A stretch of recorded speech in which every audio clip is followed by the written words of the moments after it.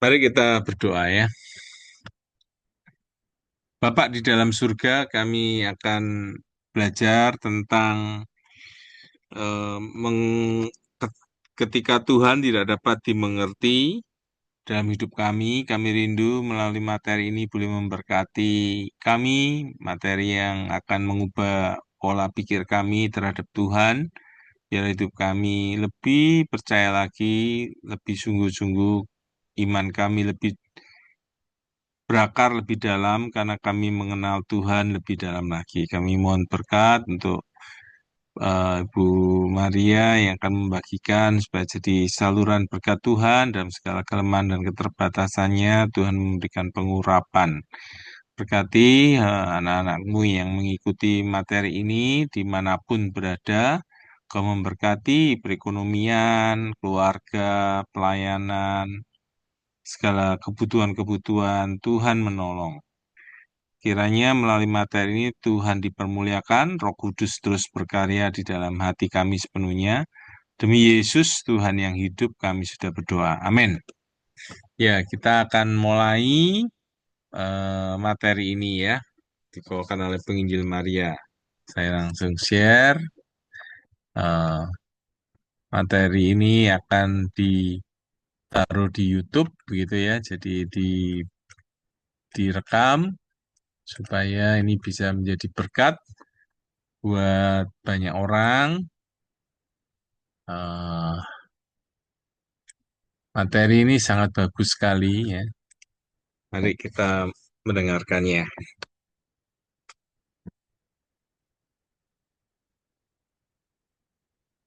Ya, selamat sore bagi yang sudah hadir. Bersyukur hari ini kita boleh bersama-sama bertemu kembali di dalam komunitas kabel. Nah, buku ini sebenarnya yang saya bahas ini adalah bukan sebuah buku, tapi buklet, buklet buku ya. Jadi aslinya buku, tapi kemudian dibikin seperti ringkasan begitu ya. Mari kita akan sama-sama melihatnya. Oke. Nah, ini adalah pengarang buku dari ketika Tuhan tidak dapat dimengerti ya. Seorang bernama James Dobson, PhD, lahir tahun 21 April tahun 36, meninggal tahun 21 Agustus 2025. Jadi baru saja ya. Mendiri Focus on the Family, maka Dr. James Dobson ini telah meninggal dunia pada usia 89 tahun. Dia dikenal akrab di kalangan terdekatnya sebagai Dok, gitu ya. Dan kemudian beliau ini sering menayangkan siaran pertamanya. Beliau ini menayangkan siaran pertama Focus on the Family pada tahun 1977 mengawali warisan panjang dalam membantu keluarga, terutama ya di dalam pemulihan-pemulihan konseling keluarga. Sejak saat itu, Focus on the Family telah berkembang dan memberikan dampak yang besar dengan 13 kantor global. Nah, Focus on the Family yang di Kanada adalah yang pertama didirikan pada tahun 1983, di mana menjalankan misi awal dari Dr. Dobson, yaitu dalam melestarikan dan melindungi keluarga. Ini sedikit kisah cerita tentang penulisnya. Nah, sebenarnya di dalam buklet ini sama dengan bukunya, tapi saya bahas kali ini melalui bukletnya. Cerita itu dimulai oleh tentang seorang pemuda cerdas usia 17 tahun yang namanya Chuck Fry. Ya, dia berbakat di bidang akademis, punya motivasi tinggi. Setelah melewati seleksi ketat, akhirnya dia diterima di Fakultas Kedokteran University of Southern California. Nah, memang menjelang akhir kuliah tahun pertama itu, Chuck itu mengalami kondisi yang tidak enak, kelelahan yang berulang-ulang gitu ya. Dan ternyata dia diperiksa dan didiagnosa menderita sakit leukemia akut. Dan akhirnya dalam waktu yang singkat, Chuck ini meninggal pada bulan November. Nah, kalau kita melihat ya, peristiwa seperti ini gitu ya, peristiwa yang boleh dikatakan sering terjadi ya. Sebenarnya hal itu membuat pertanyaan-pertanyaan di dalam diri manusia. Mengapa Cak ini harus mengalami kondisi demikian? Meninggal di usia muda, kemudian padahal dia punya impian, dia ketika dia selesai menyelesaikan kuliahnya di Fakultas Kedokteran itu, dia punya impian besar, dia akan mengabdi ke salah satu tempat yang terpencil untuk bisa mengabdikan dirinya, sekaligus juga ingin menjadi misionaris di sana. Namun ternyata Tuhan punya rencana yang berbeda dalam kehidupan Cak itu ya. Orang berandai-andai, kalau misalnya Cak diberikan kesempatan untuk melayani, pasti banyak orang yang dipertobatkan. Tetapi sekali lagi, itu yang ada di dalam pikiran manusia. Nah, tidak seperti yang rencana Tuhan sendiri, gitu ya. Nah, ternyata kalau kita melihat berbagai peristiwa yang terjadi seperti ini ya, peristiwa misalnya seseorang didiagnosis menderita kanker, gagal ginjal, penyakit jantung, bahkan mengalami bencana alam, sindrom kematian bayi mendadak, kelumpuhan otak, perceraian, pemerkosaan, kesepian, penolakan, kegagalan, infertilitas, menjadi janda atau duda, berbagai macam kondisi yang dialami oleh manusia itu. Terkadang boleh dikatakan menimbulkan suatu pertanyaan, mengapa Allah mengizinkan hal ini terjadi? Khususnya mungkin kalau setiap kita mengalaminya. Nah, memang walaupun di dalam Alkitab dikatakan Amsal 25 ayat 2a yang mengatakan kemuliaan Allah ialah merahasiakan sesuatu. Rahasiakan sesuatu. Ulangan 29 ayat 29a mengatakan hal-hal yang tersembunyi ialah bagi Tuhan Allah kita. Pengkhotbah juga ayat 11 ayat pasal 11 ayat yang kelima mengatakan sebagaimana engkau tidak mengetahui jalan angin dan tulang-tulang dalam rahim seorang perempuan yang mengandung, demikian juga engkau tidak mengetahui pekerjaan Allah yang melakukan segala sesuatu. Yesaya 55 ayat 8 sampai 9 pun mengatakan sebab rancanganku bukanlah rancanganmu dan jalanmu bukanlah jalanku. Demikianlah firman Tuhan. Seperti tingginya langit dari bumi, demikianlah tingginya jalanku dari jalanmu, dan rancanganku dari rancanganku. Termasuk juga di dalam Roma 11 ayat 33 yang mengatakan, oh alangkah dalamnya kekayaan, hikmat, dan pengetahuan Allah. Sungguh tak terselidiki keputusan-keputusannya, dan sungguh tak terselami jalan-jalannya. 1 Korintus pasal 2 ayat 16a mengatakan, sebab siapakah yang mengetahui pikiran Tuhan, sehingga ia dapat menasihati dia.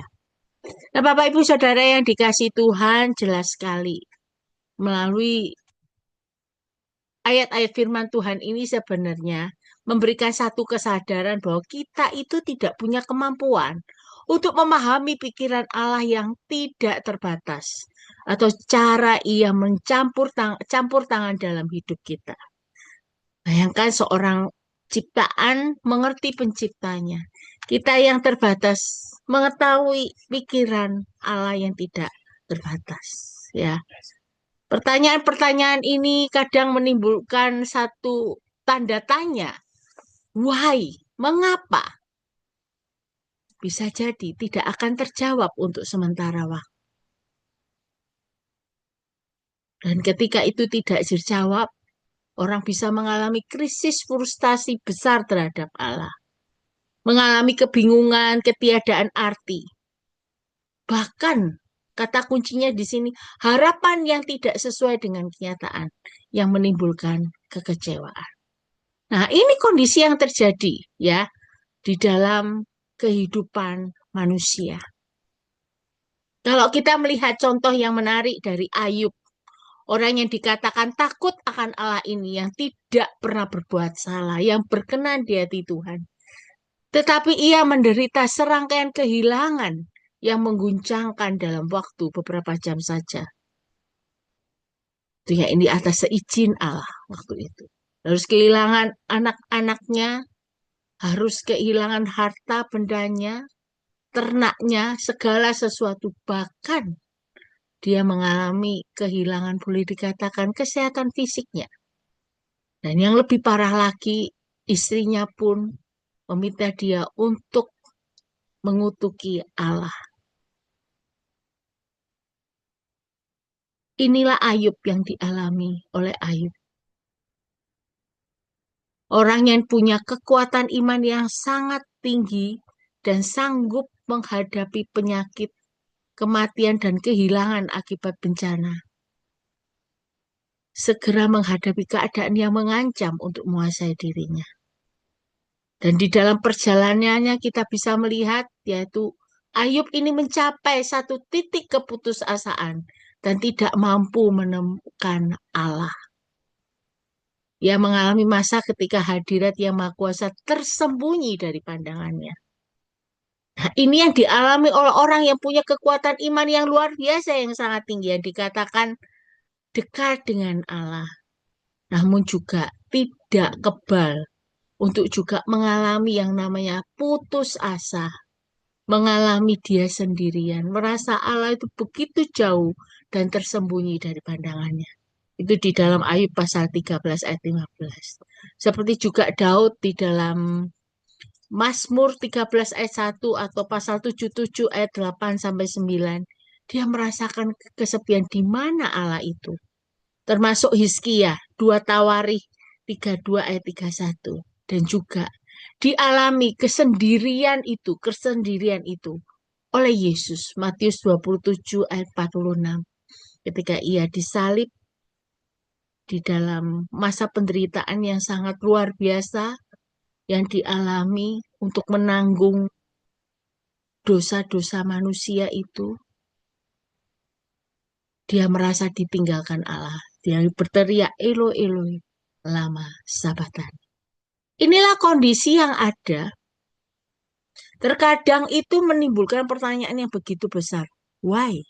Mengapa? Sepertinya Allah itu tinggal diam. Diam sesaat.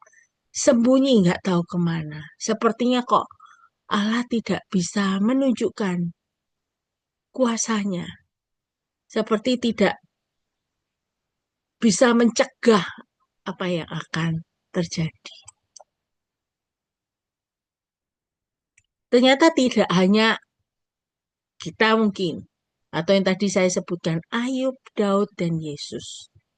Tapi ternyata sebagian besar orang beriman pun diizinkan mengalami lembah-lembah emosi dan rohani yang dirancang memang untuk menguji iman dalam wajah penyucian. Mengapa? Gitu ya. Mengapa? Orang beriman kita katakan seperti tadi. Siapa di situ? Elia, Musa, Yusuf, banyak tokoh Alkitab, orang-orang beriman juga mengalami yang namanya lembah emosi dan rohani. Tidak hanya juga kita. Pertanyaannya, why? Ternyata Allah itu, ini dikatakan, semuanya dirancang untuk menguji iman kita. Mengapa iman itu harus diuji? Karena iman itu memiliki kedudukan tertinggi dalam sistem prioritas Allah. Allah ingin melalui ujian iman yang diizinkan dialami, apapun itu pengalaman, apapun peristiwa yang dihadapi, itu membuat dia makin teguh. Karena itu yang dibutuhkan oleh orang-orang beriman ini untuk menjadi lebih kuat di dalam Tuhan. Mari kita akan melihat. Satu hal yang menarik ketika kita diizinkan mengalami hal tersebut. Pada dasarnya, tuh ya, kita diharapkan untuk tidak bersandar pada kesanggupan kita untuk mengerti. Amsal 3 ayat 5b mengatakan, janganlah bersandar kepada pengertianmu sendiri. Kata bersandar itu seperti mendesak Allah memberikan jawaban. Namun perlunya kita mengambil pandangan yang baru dari Alkitab, yaitu menyadari bahwa pencobaan dan penderitaan itu adalah bagian dari kondisi manusia. Ya, kita melihat kondisi seperti Yusuf, itu ya, Stefanus, Yakobus, dan Paulus. Menariknya, mereka ini hanya memiliki iman untuk dipegang dengan mantap pada masa penganiayaan yang mereka alami. Nah, kalau kita melihat juga ada tokoh-tokoh iman yang terdapat di dalam Ibrani pasal 11 itu ya, khususnya pasal ayat yang ke-35 sampai 39. Di sini kita melihat orang-orang tersebut yang diizinkan mengalami pencobaan itu, mereka tetap teguh memegang iman yang sudah dipercaya itu. Walaupun mereka harus mengalami penganiayaan di dalam segala sesuatu yang Tuhan izinkan. Nah, menariknya di dalam Bluket ini diceritakan bahwa ada 4 pemahaman tentang Allah kalau dikaitkan dengan pergumulan yang kita alami. Yang pertama adalah apa? Allah itu hadir dan terlibat di dalam hidup kita. Bahkan ketika ia tampak tuli gitu ya. Atau sedang cuti panjang. Sepertinya Tuhan itu yaitu sembunyi itu cuti panjang. Nah, menariknya memang Tuhan itu bekerja dan hadir itu tidak seperti apa yang kita pikirkan. Kadang itu Tuhan memang sedang bekerja dengan caranya sendiri yang unik. Yang kadang tidak diketahui manusia, tidak diduga manusia. Bahkan ketika doa kita nampaknya seperti memantul kembali dari alam semesta yang hampa. Ya, kita pernah tahu sama-sama ya, kadang itu loh kita itu berdoa pun itu doanya itu menurut kita itu kebaikan. Tapi kok sepertinya tidak ada jawabannya sampai saat ini. Nah, di sini dikatakan bahwa sebenarnya Allah itu hadir dan terlibat di dalam hidup kita. Untuk itu kita perlu menetapkan fondasi kita pada otoritas firman Allah yang tertulis. Karena sebenarnya ia berjanji tidak akan pernah meninggalkan kita. Itu Matius 18, 2 ayat 20, pasal 28 ayat 20, Amsal 18 ayat 24, dan 1 Petrus 3 ayat 12. Ya, menarik sekali ya. Tetap kita fokus saja sama firman Tuhan. Ingatlah bahwa dia tidak akan pernah meninggalkan kita. Karena sebenarnya ia hadir dan terlibat di dalam hidup kita. Dan tanpa kita sadari sebenarnya Tuhan itu sedang bekerja dengan caranya sendiri. Yang unik. Sekali lagi. Yang kedua, pemahaman yang perlu kita ketahui tentang Allah mengenai hal ini yaitu jadwal waktu Allah itu sempurna, bahkan ketika ia kelihatannya sangat terlambat, gitu ya. Istilahnya menarik sekali. Padahal Tuhan Yesus sama sekali tidak terlambat. Hanya kelihatannya saja ia terlambat. Sebenarnya ia tidak pernah terburu-buru.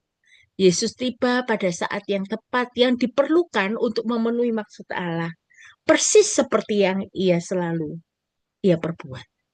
Nah, menariknya di sini dikisahkan Yohanes pasal 11.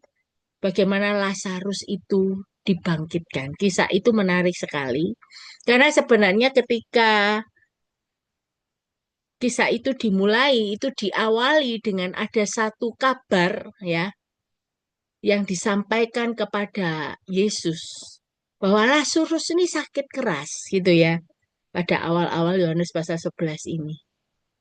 Nah, kita tahu sama-sama Lazarus ini kan saudara dari Maria dan Marta yang tinggal di Betania gitu ya. Mereka itu boleh dikatakan sering dikunjungi oleh Yesus dan Yesus itu memang punya kedekatan dengan mereka bertiga ini ya. Diceritakan bahwa Lazarus ini sakit. Nah, mungkin bisa jadi pertanyaan ya, pertanyaan yang terjadi mungkin di antara murid-murid Yesus. Ini kenapa kok sahabat dekatnya Yesus ini tahu, Yesus tuh tahu sahabat dekatnya itu sakit. Nah, kok enggak langsung pergi? Tapi Yesus tetap melayani. Orang banyak mengajar seperti tanda petik. Sepertinya diabaikan. Nah, singkat cerita, diberitahukan ternyata Lazarus meninggal. Gitu ya. Nah, baru setelah itu, setelah 4 hari, boleh dikatakan, Yesus ini justru akan mendatangi ke Lazarus. Dan akhirnya mendatangi Maria dan Marta gitu ya. Dan ketika melihat dia menangis gitu ya, andainya kamu bisa datang lebih cepat, saudaraku nggak meninggal. Itu yang dikatakan oleh Maria dan Marta. Tapi menariknya sendiri, Yesus mengatakan ada karya yang besar yang akan ditunjukkan. Istilahnya, apa karya besar itu? Nah, setelah itu kita melihat bersama-sama bahwa akhirnya Lazarus dibangkitkan.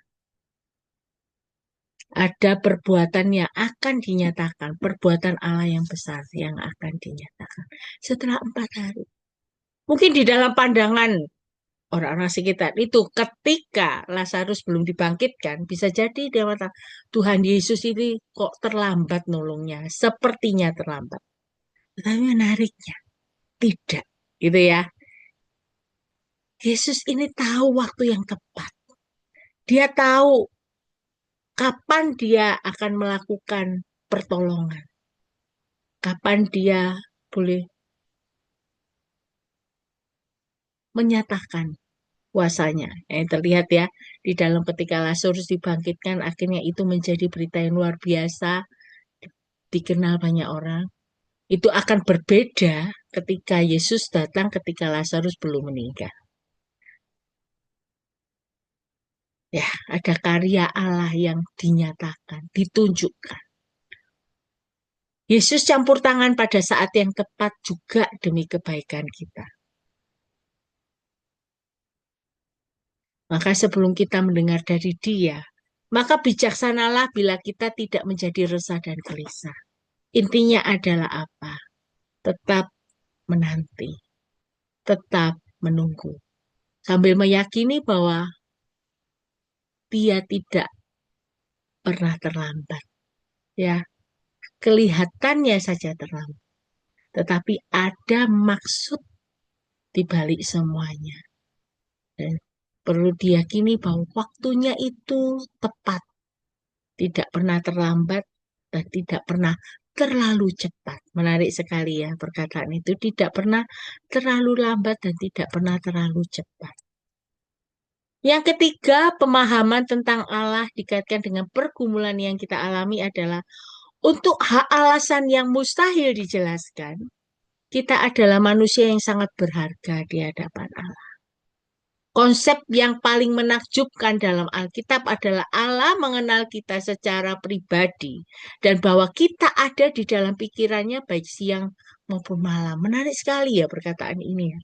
Allah mengenal kita secara pribadi dan bahwa kita ada di dalam pikirannya baik siang maupun malam. Ini menjadi satu hal yang menakjubkan bagi saya. Mengapa demikian?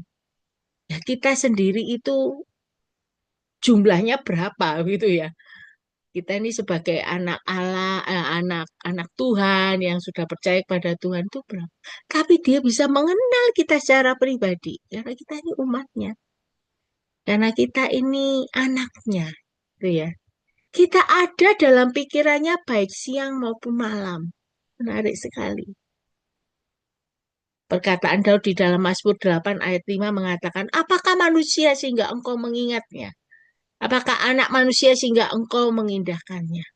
Lukas 11 ayat 13 itu mengatakan, jadi jika kamu yang jahat tahu memberi pemberian yang baik kepada anak-anakmu, apalagi Bapamu yang di surga, ia akan memberikan Roh Kudus kepada mereka yang meminta kepadanya. Mazmur 103 ayat 13 mengatakan, seperti Bapa sayang kepada anak-anaknya, demikian Tuhan sayang kepada orang-orang yang takut akan Dia. Intinya di sini, karena Dia tahu dan kenal kita secara pribadi. Dia juga merasakan kepedihan dan penderitaan kita yang hebat. Dan dia bersama-sama dengan kita. Menarik sekali ya. Dia mengingat kita, tidak akan pernah meninggalkan kita. Padahal kita ini loh, siapa kita ini? Sehingga Allah itu mengindahkan kita. Alasan yang keempat yaitu lengan kita terlalu pendek untuk bertinju dengan Allah. Menarik sekali kata-kata ini. Jadi jangan coba-coba ya. Jadi tanpa kita sadari kita melakukan hal yang sama seperti Ayub. Kita melihat perjalanan yang tadi sebagai orang yang takut akan Allah, sebagai orang yang dekat dengan Allah. Tapi di dalam masa keputusasaannya dia juga mempertanyakan Allah atas peristiwa yang sudah dialami. Bahkan terkadang menuntut jawaban dari Allah. Itu pun yang tanpa kita sadari kita juga melakukannya. Sepertinya kita melihat dan salah tangkap, salah paham dengan Tuhan. Karena sepertinya kita itu mengkotakkan Tuhan di dalam pikiran kita. Kalau Allah menolong, pasti nggak akan terjadi yang fatal. Kalau Allah begini, pasti begini. Kalau Allah begini, kalau begini, begini, begini. Semua dikotakkan dalam pikiran manusia sekali lagi. Kita hanya manusia yang terbatas dan dia punya maksud dan tujuan yang lebih panjang, yang tak terbatas, begitu ya. Terkadang kita lupa bahwa kita itu menuntut kapan jawaban Tuhan. Sepertinya Tuhan tidak dengar. Kok Tuhan itu seperti itu ya? Nah, itu tuntutan-tuntutan yang ada di dalam pikiran kita. Padahal Allah punya maksud tersendiri di dalam hidup kita. Sepertinya itu jelek. Sepertinya menurut anggapan kita, kenapa ya Allah melakukan ini kepada hidup saya? Maksudnya apa? Nah, Bapak Ibu yang dikasihi Tuhan, saya mengalami sendiri. Ketika suatu momen waktu saya sekolah gitu ya, kuliah, di situ tuh saya akhirnya tidak bisa melanjutkan studi tertentu. Nah, waktu itu saya juga sempat merasa down. Kenapa? Karena saya mikir, loh, saya ini sudah meninggalkan Surabaya, meninggalkan semua yang ada, pelayanan, keluarga, maksudnya orang tua. Mengapa kok jalan panggilan ini sepertinya tertutup, padahal awalnya terlihat terbuka. Nah, menariknya akhirnya di dalam pergumulan, akhirnya saya pindah ke satu sekolah yang lain, gitu ya. Saya pindah ke sekolah yang lain, dari situ kemudian saya lulus, akhirnya di wisuda. Nah, ternyata saya baru menyadari rancangan Tuhan setelah berapa waktu kemudian. Karena ketika saya kuliah di tempat tersebut, saya kenal dengan seseorang, teman saya, teman satu angkatan saya waktu itu, yang kemudian saya tahu bahwa dia itu menduduki salah satu eh, wakil rektor suatu sekolah STT, begitu ya, bagian akademik, dan dia itu pembantu rektor dan dia itu eh, mencari dosen dosen yang dibutuhkan saat itu. Nah, Tuhan pakai flyer pelayanan kabel itu karena saya setiap minggu juga share ke grup alumni di sekolah itu. Ya, saya share dan akhirnya dia mengetahui bahwa saya biasa menyampaikan hal-hal yang berkaitan dengan psikologi, dengan konseling. Ya, kebetulan saya itu S1-nya juga psikologi dan kemudian S2-nya saya teologi. Nah, akhirnya memang dibutuhkan dosen di bidang tersebut dan dia menghubungi saya. Singkat cerita, saya menjadi dosen di sekolah teologi tersebut, tempat teman saya melayani. Saya kemudian melihat, kalau saya tidak diputus di satu tempat dan kemudian pindah ke tempat lain, saya bisa saja tidak menjadi dosen di tempat itu. Ya, ternyata Tuhan pakai sesuatu yang sepertinya itu bagi saya itu mendatangkan hal yang tidak enak, tidak nyaman. Tetapi ternyata Tuhan punya rancangan yang lebih jauh lagi, masa depan yang lebih jauh lagi. Dengan saya tidak bisa ke tempat lain, di situ saya akhirnya membuka jalan saya untuk bisa akhirnya kenal dengan teman saya ini dan kemudian menjadi dosen di tempat dia pelayanan. Menarik sekali ya. Dan saya yakin percaya bahwa Setiap kita juga kiranya juga melihatnya jangan saat ini. Mungkin saat ini tidak bisa melihat gitu loh, melihat. Tapi kita tidak tahu rancangan ke depan. Tuhan punya maksud dan rencana yang indah yang terkadang itu tidak bisa kita mengerti untuk saat ini. Ya, saat ini. Seperti gambaran ini ya, saya menarik ada satu gambaran, ada seorang anak yang melihat mamanya menyulam tapi dari bagian bawah. Dia duduk di bawah dan melihat. Dia melihat kok mama ini sulamannya dari bawah tuh kelihatan benang-benang seperti semrawut begitu ya. Tetapi menariknya ketika melihat dari bagian atasnya, melihat bahwa itu adalah hasil sulaman yang indah. Nah, memang Allah ini belum selesai, masih di dalam karyanya terhadap hidup kita masing-masing. Ya, jadi ya jangan sepertinya mengkotakkan Allah di dalam pikiran kita. Kita lupa kadang bahwa pandangan kita mengenai Allah itu terlalu kecil. Padahal kuasanya dan hikmatnya itu tidak mungkin dibayangkan oleh kita yang fana ini. Yang harus kita lakukan ya menyambut pengalaman yang tanda petik membingungkan kadang. Kenapa ini terjadi? Kenapa bisa kayak gini? Sebagai kesempatan agar iman kita itu bertumbuh. Untuk itu perlunya kita berpegang kuat pada iman yang kita miliki dan terus maju mencapai tujuan. Kita masih belum mengerti apa yang ada di depan. Yakin percaya bahwa Tuhan itu punya jangkauan panjang yang lebih dan lebih. Karyanya masih belum selesai dalam hidup kita. Masih berproses. Kapan selesainya? Ya selesai ketika Tuhan panggil kita. Menarik sekali ya. Kisah Sadrah, Mesak, dan Abednego juga menjadi satu hal yang menarik gitu ya. Menarik mengapa? Dia memiliki satu iman yang boleh dikatakan iman walaupun. Mengapa? Lihatnya begini. Ketika mereka diperhadapkan hukuman dimasukkan dalam tempat perapian yang bernyala-nyala karena mereka memegang keteguhan iman untuk tetap hanya menyembah Allah, tidak menyembah patung gitu yang didirikan oleh Nebukadnezar. Waktu mereka menghadapi ancaman itu pada mereka sudah diberikan kesempatan dua tiga kali. Ayo, saya berikan kesempatan kamu tetap sembah patung atau tetap enggak mau sembah. Nah, ketika mereka harus mengalami yang namanya dapur api itu, dimasukkan di dalam dapur api. Mereka mengatakan demikian. Jika Allah kami yang kami puja sanggup melepaskan kami, maka ia akan melepaskan kami dari perapian yang nyala dan dari dalam tanganmu ya Raja.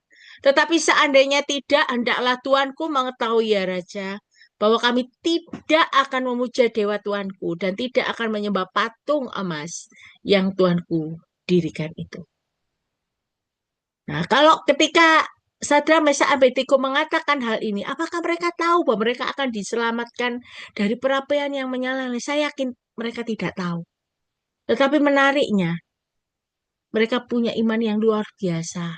Memegang iman kepercayaan mereka dan mengatakan bahwa seandainya tidak, seandainya Tuhan tidak melepaskan mereka, mereka tetap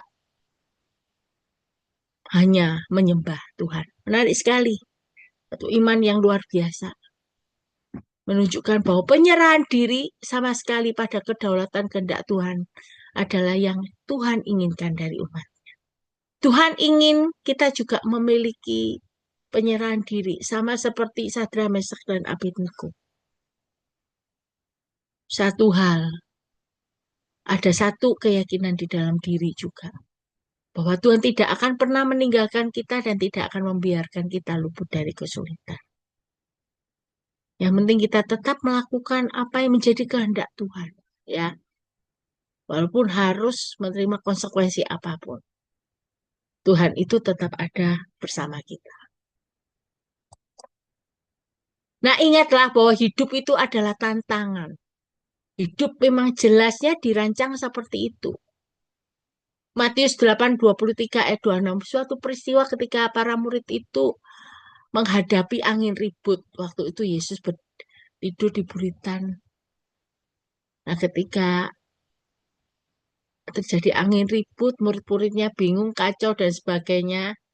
Dan dia mengatakan, Yesus tolong kami, ini kami mau mati nih, gitu ya. Istilahnya begitu ya ceritanya. Terus mengatakan, mengapa kamu tidak percaya? Menarik sekali, Yesus itu dengan kuasanya akhirnya menghardik angin ribut itu dan akhirnya tenang. Maksudnya apa? Semua orang juga pasti kalau mengalami hal ini, pasti akan namanya bingung dan ini. Nah, menariknya Yesus itu ingin mereka itu percaya pada Tuhan. Jadi walaupun mereka mengalami angin ribut, ada Tuhan yang bersama mereka. Tuhan tuh tidak akan meninggalkan mereka. Tuhan tuh tidak ingin mereka itu mati seperti pikiran mereka. Peristiwa lain yaitu Markus 6:45 ayat 50 terjadi sama. Ketika para murid itu mendayung karena angin ribut. Nah, ini yang menarik adalah Yesus itu mengamati murid-muridnya berjuang melawan angin ribut itu selama 7 jam. Bayangkan ya, selama 7 jam tanda petik Yesus itu sepertinya hanya mengamati dan membiarkan murid-muridnya sendiri itu berjuang. Dan akhirnya setelah 7 jam baru Yesus datang menolong mereka. Baik sekali ya. Nah, ketika Yesus mengamati itu, mereka juga tetap diawasi, tetap mereka dijaga, dilindungi. Nah, kisah ini menarik karena Yesus itu mengizinkan mereka mengalaminya sebelum datang menyelamatkan. Ya, sambil kita melihat bahwa apa yang kita alami itu tidak akan melebihi kekuatan kita kan? Karena pada waktunya Tuhan akan memberikan jalan keluar. Menarik sekali ya. Terkadang itu yang Tuhan lakukan dalam hidup kita. Kadang-kadang Ia membiarkan kita berjuang dengan dayung kita hingga kita menyadari kebergantungan kita kepada Dia. Nah, tentunya dengan kita berjuang itu dan akhirnya Tuhan tolong. Menurut waktunya, itu memberi kesempatan kita memiliki iman yang bertumbuh di dalam. Yang pastinya, kita tetap selalu di bawah pengawasannya. Dia tidak akan tinggal diam. Menurut waktunya dan kehendaknya yang tepat. Kita hanya melakukan tanggung jawab, yaitu berjuang dengan dayung yang kita punya. Seperti para murid, bayangkan 7 jam dibiarkan. Yang menariknya ketika Yesus mengamati melihat, saatnya dia tolong langsung Tuhan.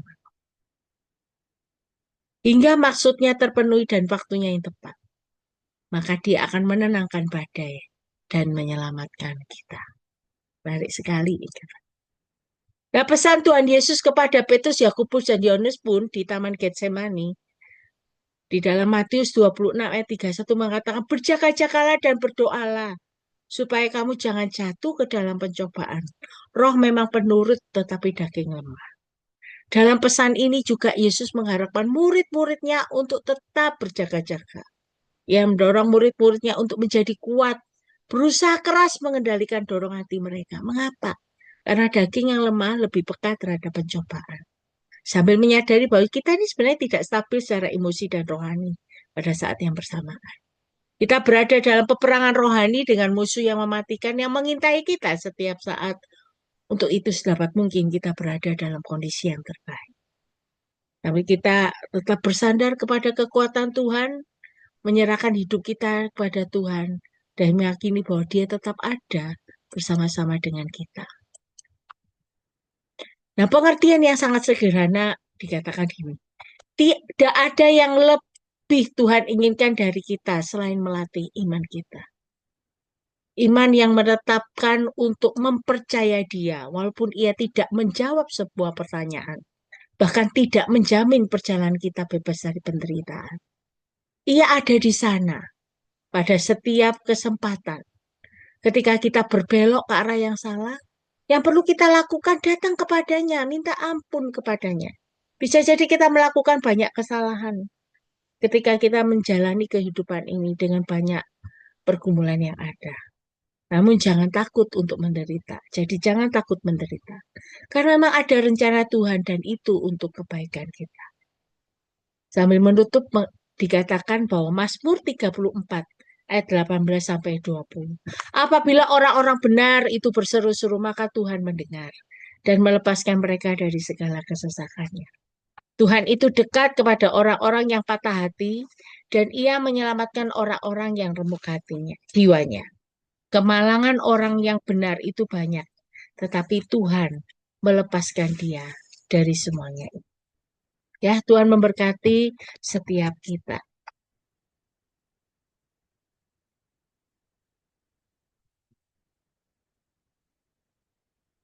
Iya, Bapak Ibu, kita akan saling melengkapi materi yang kita sudah dengar. Mungkin Bapak Ibu ingin nanti bertanya atau sharing, kita boleh sama-sama belajar, sama-sama menggumulkan tentang hal ini ya. Kenapa kalau Tuhan mengizinkan penderitaan itu ada di dalam hidup kita ya. Jadi judul dari buklet itu adalah ketika Tuhan tidak dapat dimengerti ya. Jadi dalam hidup kita kan kadang-kadang kita tidak bisa paham ya Bapak Ibu. Seperti ada kisah-kisah yang orang mengabarkan Injil ke pedalaman begitu, lalu kemudian sekelompok penginjil yang muda begitu masuk ke pedalaman, lalu ternyata di sana mereka malah dibunuh ya oleh suku yang ada di sana. Lalu kemudian itu tentu mereka masih muda-muda, ada 4 orang pemuda yang datang ke satu tempat, lalu kemudian mereka ditombak ya. Mereka meninggal semua, padahal mereka mencintai suku ini, suku yang belum ada Injil di situ ya. Lalu kemudian, tapi ternyata in- setelah Injil masuk ya, ada orang yang masuk, lalu mereka bisa terima Injil itu. Jadi orang-orang bahkan yang membunuh itu menjadi dipakai Tuhan untuk menjadi hamba Tuhan begitu ya. Jadi dan kalau kita melihat kisah-kisah seperti Rasul Paulus yang sudah melayani Tuhan tapi mengalami berbagai penderitaan ya, para rasul sendiri mereka meninggal, ada yang mati disalibkan, terbalik ya. Rasul Petrus, ada yang lain meninggal karena eh, apa namanya? eh, mereka mati syahid gitu ya, mati seperti mati karena iman mereka ya. Jadi waktu kisah di tahun itu di Romawi ya, di zaman Yesus setelah meninggal, para murid itu mereka ada yang ditangkap orang Romawi ya, kemudian mereka dimasukkan ke stadion ya, di ke tempat yang lalu dipertemukan dengan singa lapar ya. Orang-orang Kristen itu ketika mereka berdiri ya di tengah-tengah stadion tempat gladiator begitu biasanya bertempur. Nah, mereka tidak lawan orang dengan orang, tapi mereka dihadapkan dengan singa-singa lapar begitu ya. Mereka biasanya orang kalau takut itu bisa macam-macam sikapnya ya, tapi mereka karena mereka punya iman kepada Kristus, mereka tahu di dunia ini sementara saja ya, ada kemuliaan yang besar di surga, ada kehidupan kekal, ada kehidupan yang indah dan mulia.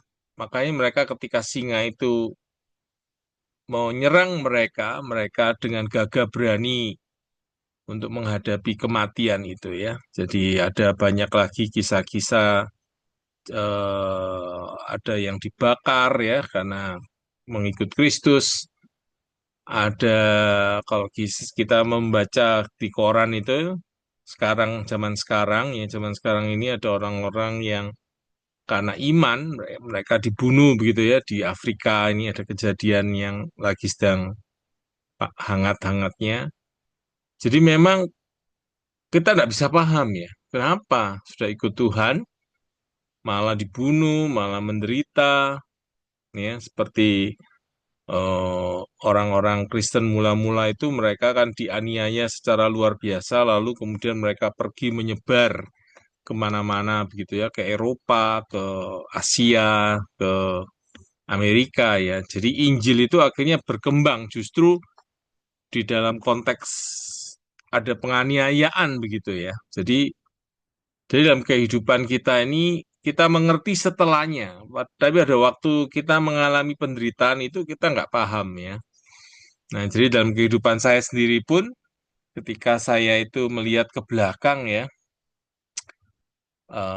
seperti mengalami saya dibesarkan dari keluarga yang kurang memberi perhatian begitu ya, sehingga saya itu kurang butuh banyak perhatian begitu, penghargaan diri saya kurang apa. Nah, tapi ketika saya percaya Kristus, saya akhirnya menjadi orang yang suka membaca, suka belajar, suka cari dengar seminar seperti ini ya.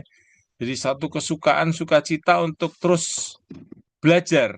Nah, mungkin kalau saya dibesarkan dalam kondisi yang lancar-lancar, saya tidak ada satu pergumulan untuk mencari solusi. Bagaimana solusinya ini ya? Kalau saya rendah diri, harga dirinya rendah, bagaimana solusinya? Nah, ketika saya membaca, saya mencari solusi-solusi dan itu memberkati ya. Dan lalu kemudian sekarang ketika saya sudah mengerti, saya membagikan kepada orang lain. Lalu saya juga dibesarkan dari keluarga yang banyak perceraian di dalam keluarga itu ya, keluarga besar saya itu. Akhirnya saya terbeban dalam pelayanan keluarga ya. Jadi kadang-kadang artinya Tuhan itu ada maksud ya. Roma 8:28 Tuhan turut bekerja mendatangkan kebaikan bagi kita yang mengasihi Dia ya. Jadi ada maksud Tuhan ya. Jadi kita boleh belajar percaya buat saya sendiri kalau Tuhan Yesus sudah mati buat kita manusia orang berdosa ini.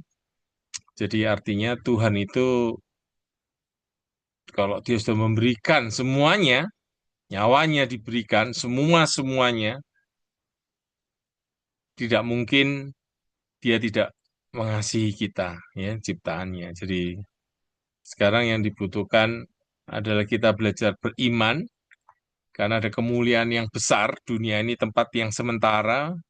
Kita diciptakan untuk menikmati kemuliaan bersama Allah selama-lamanya. Nah, itu yang paling penting sehingga kalau kita mengalami penderitaan di dunia ini, kita boleh bersabar ya. Kita bahkan kalaupun kita tidak mendapatkan jawaban-jawaban doa kita, ya seperti Sadrak, Mesak, dan Abednego, seperti Sadrak, Mesak, dan Abednego, Bapak Ibu ya, yang berkata, Tuhan mampu untuk menyelamatkanku dan Tuhan mau, tapi kalaupun tidak, aku tetap berpihak sama Tuhan. Nah, itu artinya Bapak Ibu, kita boleh percaya iman yang dewasa itu ya, sekalipun Tuhan tidak menjawab doa dalam penderitaan kita pun, kita tetap percaya bahwa Dia Tuhan yang mengasihi dan baik pada kita. Saya pikir saya stop di situ. Ini jadi kalau ada Bapak Ibu yang ingin menambahkan, boleh. Apakah ada rekan-rekan yang ingin memberikan tanggapan? Silakan. Oke, kalau memang tidak ada, tidak apa-apa. Terima kasih.